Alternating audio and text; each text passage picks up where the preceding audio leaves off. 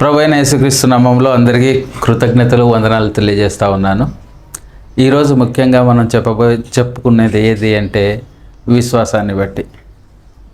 క్రైస్తవ జీవితంలో విశ్వాసం అనేది అనేక రకాలుగా ఉంటుంది. మన బైబిల్లో మనిషి జీవితంలో ఎన్ని రకాల విశ్వాసాలు మనకు కలిగి ఉంటామో అప్పుడప్పుడు ఆ విశ్వాసాలను బట్టి మన బైబిల్లో కొన్ని రకాల విశ్వాసాలు అనేటివి ఉన్నాయి. మనం ప్రధానంగా విశ్వాసంగా బతకాలి అనుకుంటాం, విశ్వాసంగా జీవించాలి అనుకుంటాం. బైబిల్లో ప్రత్యేకంగా విశ్వాస వీరుల గురించి కూడా చెప్పుకున్నాం, చదువుకుంటాం. వాటిని గురించి చూసి చదివినప్పుడు మనం ఉత్తేజపడతాం, ఈ విధంగా బతకాలి అనుకుంటాం. కానీ జీవితంలో ఎదురయ్యే ఆయా పరిస్థితులు, ఆయా సమస్యలు, మనం ఎదుర్కొనే రకరకాల అనుభవాలను బట్టి గమనించినప్పుడు మనకేమనిపిస్తుంది అంటే ఇతర రకాల విశ్వాసాలు కూడా మన జీవితంలో మనం గమనించేవారిగా ఉంటాం. బైబిల్లో ప్రధానంగా మనం 13 రకాల విశ్వాసాలను చూస్తాం మొత్తం బైబిల్లో.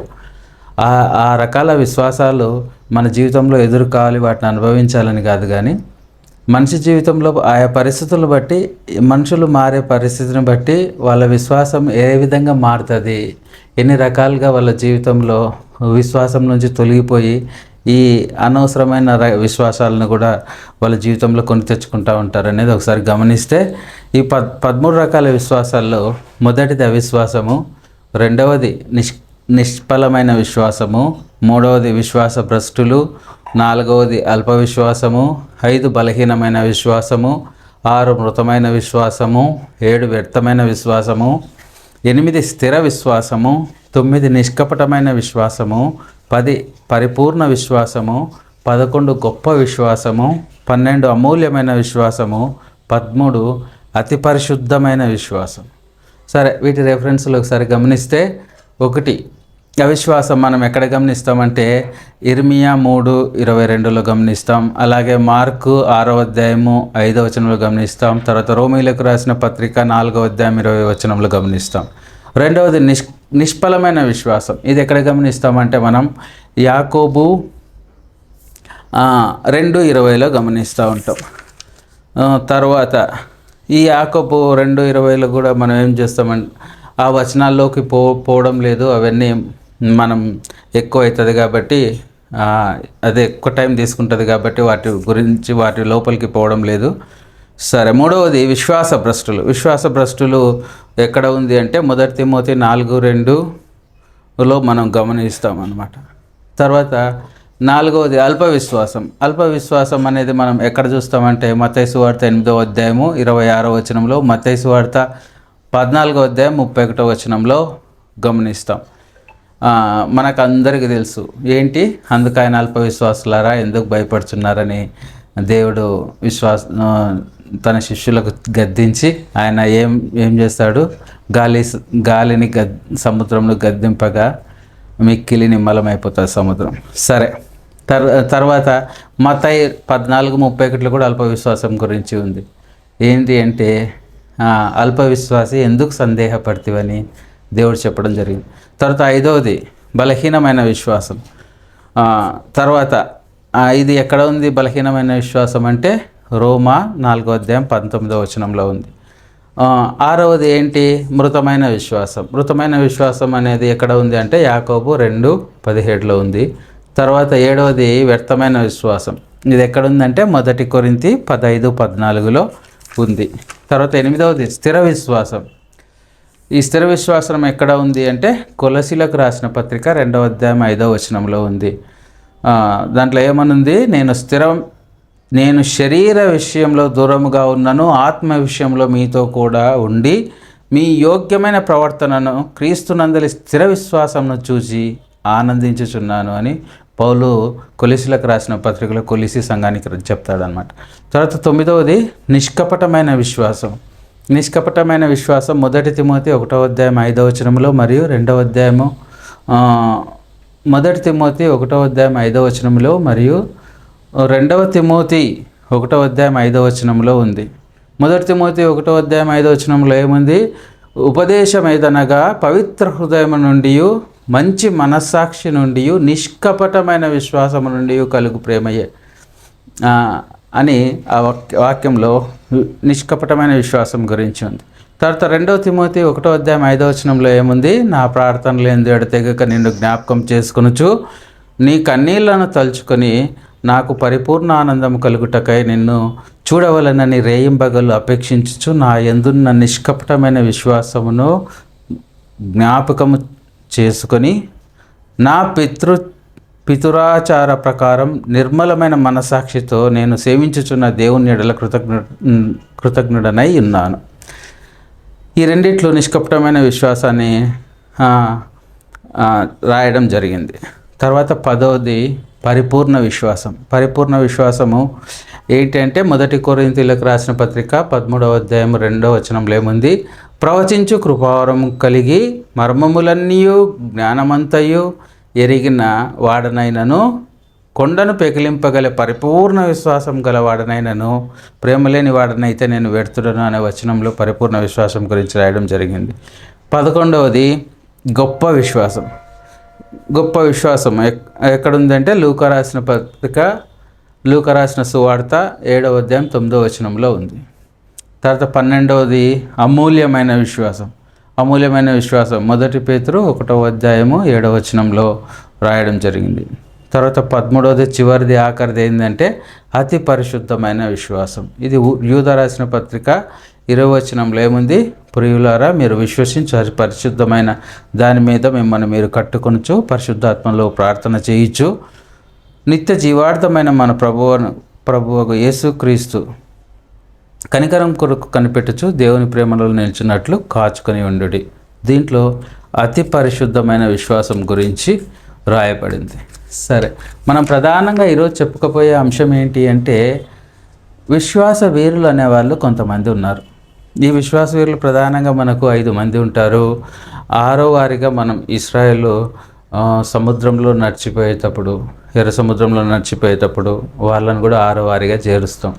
ఈ 5 మంది విశ్వాస వీరులుగా ఎందుకు చెప్పుకుంటాము? హెబ్రీ రాసిన పత్రికలో పౌలు ఈ 5 మంది గురించి ఎందుకు రాయడం జరిగింది అంటే వాళ్ళు దేవుని మీద విశ్వాసం ఉంచి వాళ్ళ జీవితంలో వాళ్ళు కొన్ని అద్భుతాలు వాళ్ళు కనులారా చూడడం జరిగింది.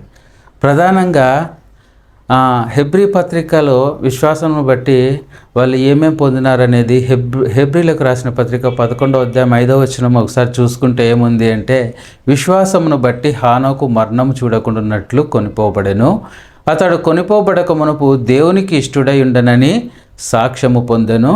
కాగా దేవుడు అతని కొనిపోయెను గనుక అతడు కనపడలేదు. దీంట్లో హానోకు జీవితాన్ని బట్టి మనం నేర్చుకోవాల్సింది ఏంటి అంటే హానోకు మరణం చూడకుండా కొనిపోబడిన. మరణం చూడకుండా ఏ విధంగా కొనిపోబడను అంటే అతనికి దేవుని మీద కలిగిన విశ్వాసమును బట్టి ఉంది కదా. ఈ వాక్యంలో ఏముంది? విశ్వాసమును బట్టి హానోకు మరణం చూడకుండాన్నట్లు కొనిపోబడెను. సరే, ఎట్లా కొనిపోబడినాడు అంటే అతడు కొనిపోబడక ముందు ఆయన చేసిన పని ఏంటో కూడా రాసినారు. ఏంది? అతడు కొనిపోబడక మునుపు దేవునికి ఇష్టుడై ఉండెనని సాక్ష్యము పొందెను. దేవునికి ఇష్టుడై ఉండెనని ఆయన చెప్పుకోవడం కాదు, ఆయన చుట్టుపక్కల వాళ్ళు దేవునికి ఇష్టంగా జీవిస్తున్నాడు హానోకు అని చెప్పినారు. అదే ఏముంది? దేవునికి ఇష్టుడై ఉండనని సాక్ష్యం పొందినాడు. అంటే ఆయన చుట్టూ ఉన్న వాళ్ళు, ఇరుగు పొరుగు వాళ్ళు, ఆయన ఫ్రెండ్స్, ఆయన బంధువులు, ఆయన ఇంట్లో ఉండే కుటుంబ సభ్యులు వీళ్ళందరూ నిజంగా ఆయన జీవితం, ఈయన బ్రతుకు ఎట్లా ఉంది అంటే దేవునికి ఇష్టకరంగా ఉంది అని అందరు చెప్తున్నారు. అందరూ ఆ విధంగా సాక్ష్యం ఆయన సంపాదించుకున్నాడు. కాబట్టి ఆయన మరణం లేకుండా విశ్వాసాన్ని బట్టి హానోకు మరణం చూడకుండాన్నట్లు కొనిపోబడాను. కాగా దేవుడు అతని కొనిపోయాను గనుక అతడు కనపడలేదు. ఇది జరిగింది. సరే, ఆ విధంగా 2వది హెబ్రీ 11:11 ఏముంది? విశ్వాసమును బట్టి శారాయి వాగ్దానం చేసిన వాడు నమ్మదగిన వాడని ఎంచుకొనెను గనుక తాను వయసు గతించినదైనను గర్భంబు ధరించుటకు శక్తి పొందెను. ఇది మళ్ళీ ఒకసారి చదువుకుందాం. విశ్వాసమును బట్టి శారాయి వాగ్దానము చేసిన వాడు నమ్మదగిన వాడని ఎంచుకొనెను గనుక తాను వయసు గతించినదైనను గర్భము ధరించుటకు శక్తి పొందెను. శారాయి వయసు తన జీవితంలో వృద్ధాప్యంలో ఉంది. అబ్రహాం వృద్ధాప్యంలో ఉన్నాడు. బహుధనము బహు ఐశ్వర్యము ఉంది, కానీ వాళ్ళకి ఏం లేదు, ఒక లోటు ఉంది, కుమారుడు లేడు. కానీ వాళ్ళు చేసిన సేవా పరిచర్యకు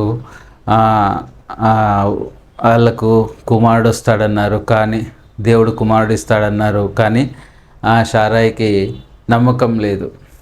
ఏంటి ఈ వయసులో నాకు పిల్లలు ఏంటి? కానీ ఆమె దేవుని పట్ల విశ్వాసం కలిగి ఉంది, దేవుడు ఇస్తాడు నాకు, దేవుడు నమ్మదగినవాడు అని. కాబట్టి హెబ్రీ 11:11లో ఏముంది? విశ్వాసమును బట్టి శారాయి వాగ్దానం చేసిన వాడు నమ్మదగిన వాడని ఎంచుకొనెను గనుక. అంటే దేవుడు నాకు వాగ్దానం ఇచ్చినాడు, ఖచ్చితంగా నాకు ఇస్తాడనే నమ్మకం ఆమెకు ఉంది. కాబట్టే తాను వయసు గతించినను గర్భము ధరించుటకు శక్తి పొందాను. ఆమె వయసు గతించినా గర్భము ధరించుటకు శక్తి ఎందుకు పొందింది, ఎట్లా పొందింది అంటే ఆమె 2 విషయాలు ఆమె జీవితంలో మనం గమనించవచ్చు. ఏంటి? వాగ్దానము చేసిన వాడు నమ్మదగిన వాడని ఆమె విశ్వసించింది. తర్వాత విశ్వాసం అనేది పరిపూర్ణంగా ఉంది. విశ్వాసమును బట్టి శారాయి వాగ్దానం చేసిన వాడు నమ్మదగిన వాడని ఎంచుకున్నాను గనుక వయసు గతించను గర్భం ధరించుటకు శక్తి పొందాను. ఆ 3వదిగా మనం చూస్తే అబ్రహాం. ఈయన భూమి మీద ఏ తండ్రి చేయని సాహసం చేస్తున్నాడు. మనకందరికీ తెలుసు. హెబ్రీ 11:17లో ఏముంది? అబ్రహాము శోధింపబడి విశ్వాసమును బట్టి ఇస్సాకును బలిగా అర్పించాను. విశ్వాసంతో ఏంటి? నీకు తెలుసు కదా, అబ్రహామా నీకు ఒకగానొక కొడుకు నా కోసం బలిగా అర్పిస్తావా అంటే ఆయన తీసుకుపోయినాడు, దహన బలికి కట్టెలు పెట్టినాడు. ఆ తర్వాత కుమారుడు కూడా అడిగినాడు, నా తండ్రి బలికి కట్టెలు ఉన్నాయి, అగ్ని ఉంది, మళ్ళీ మేక లేదా అని. అంటే దేవుడు చూసుకుంటాడు, తీసుకుపోయినాడు. చేయి పైకెత్తినప్పుడు అబ్రహామా ఆగు అని దేవుడు చెప్పడం జరిగింది. ఆ విధంగా అబ్రహాము విశ్వాసాన్ని బట్టి దేవుడు అతన్ని దీవించినాడు, ఆశీర్వదించినాడు.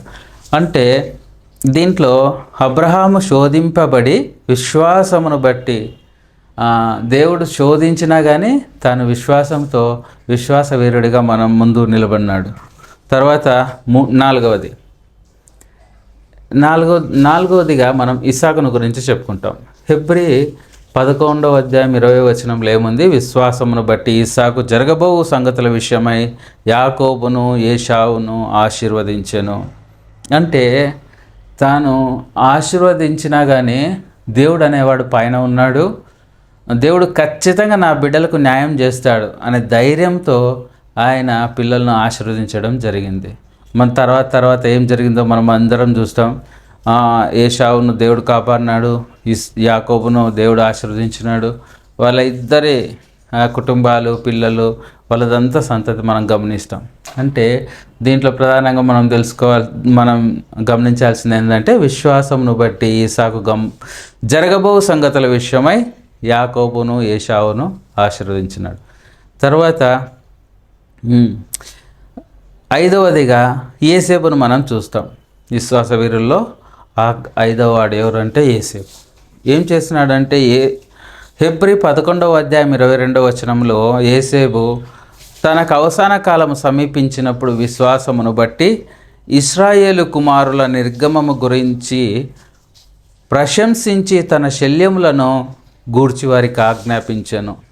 యోసేపు విశ్వాసమును బట్టి ఇశ్రాయేలు కుమారుల నిర్గమం గురించి ప్రశంసించి తన శల్యములను గూర్చి వారికి ఆజ్ఞాపించాను. మనకు తెలుసు కదా, యోసేపు తను వృద్ధాప్యం సమీపించినప్పుడు విశ్వాసాన్ని బట్టి, దేవుని మీద ఉన్న విశ్వాసాన్ని బట్టి ఏం చేసినాడంటే తన కుమారులను పిలిచి ఆయన నా తదనంతరం నా శల్యములను ఎక్కడ పాతి పెట్టాలా, నా దేహంను ఎక్కడ పాతి పెట్టాలి, నా శల్యంలోని ఎక్కడ తీసుకోవాలి, వాగ్దాన దేశంలో ఏ విధంగా ఉంచాలి, తర్వాత నా పూర్వీకులు నా పితరుల స్థలానికి నన్ను చేర్చండి అని చెప్పడం జరిగింది. అంటే ఇదంతా ఏంటి అంటే దేవుని మీద విశ్వాసాన్ని బట్టి వాళ్ళ జీవితాలు అనేటివి కొనసాగించడం జరిగింది. ఆఖరిగా మనం చూసుకుంటే హెబ్రీ 11:29 ఏముంది? విశ్వాసమును బట్టి వారు పొడినేల మీద నడిచినట్లు ఎర్ర సముద్రములో పడి నడిచిపోయిరి, ఐగుప్తులు అలాగు చేయజూచి మునిగిపోయిరి. ఇశ్రాయేలీలు ఐగుప్తులు తరిమేటప్పుడు విశ్వాసాన్ని బట్టి ఏం చేసినారు? పొడి నేల మీద నడిచినట్లు ఎర్ర సముద్రంలో పడి నడిచిపోయిరి. వాళ్ళు ఎర్ర సముద్రంలో విశ్వాసాన్ని బట్టి దేవుని మీద విశ్వాసాన్ని కలిగి ఉన్నారు కాబట్టి నడి సముద్రంలో పొడి నేల మీద నడిచిపోయినట్లు నడిచిపోయినారు. వాళ్ళని తరిమే ఐగుప్తులు మేము కూడా పోతామని పోయినారు, కానీ నడి సముద్రంలో మునిగిపోవడం జరిగింది. ఈ విధంగా విశ్వాస వీరులు మన జీవితానికి రుజువులుగా సాక్ష్యాలుగా నిలబడినారు. వీళ్ళని బట్టి, వీళ్ళని చదువుకోవడం బట్టి, వీళ్ళని జ్ఞాపకం చేసుకోవడం బట్టి, వీళ్ళని స్మరించడం వలన మన జీవితంలో కూడా మన జీవితాలు అలాగున విశ్వాసంగా కొనసాగించాలని దేవుడు కోరుకుంటున్నాడు. మనం కూడా అంతవరకు నమ్మకంగా ఉండడానికి ఈ విశ్వాస వీరులను ఓసారి తలుచుకోవడం వల్ల, గుర్తు చేసుకోవడం వల్ల మనం ఆత్మీయంగా బలపడతామని ఆశిస్తూ ఉన్నాను.